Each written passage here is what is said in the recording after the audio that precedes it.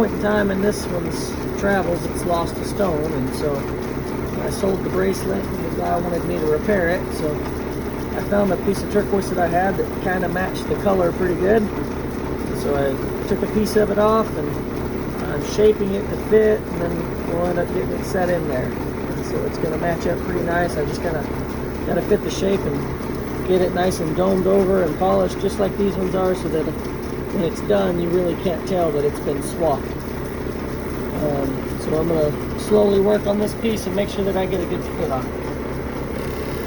So this is a water feed lapidary unit, and what that means is it keeps the stones cold and keeps the dust from going up, because it's not good to breathe silica dust. It can cause silicosis and kill you if you're not careful. So what I'm doing right now is polishing the top of the stone. This is a 600 grit wheel, so I'm doming it to try and go ahead and get my shape started, so that as I take it back up to the bracelet and try to fit it, I can slowly take what I need off to make it match. So the trick to this is to just make sure that you check it a whole bunch of times, because the moment you quit checking it, it's the moment it's not going to fit. So I'm just slowly working my way over, and then when I finish with the 600 grit, I'll go to the 1000 grit, and then I'll buff it and just set the stone in there, and it'll look fantastic.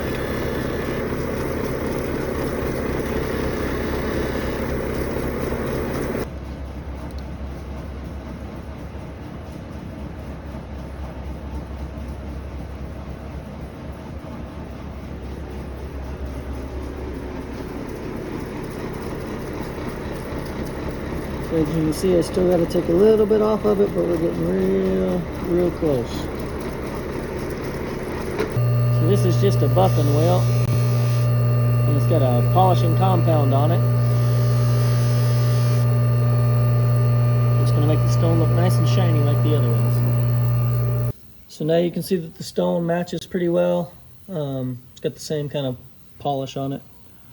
So I just need to take a little bit off this back corner here. And turquoise is soft enough I can use a pretty fine iron file and slowly work away at it. They're hard to hold on to when they're this size.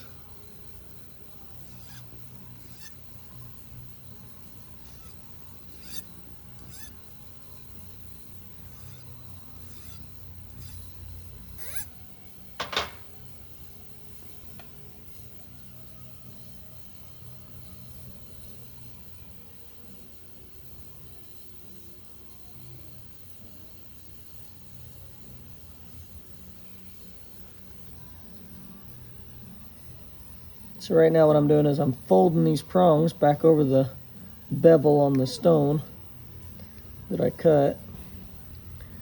We'll get this seated in here nice and tight. So there's the finished product.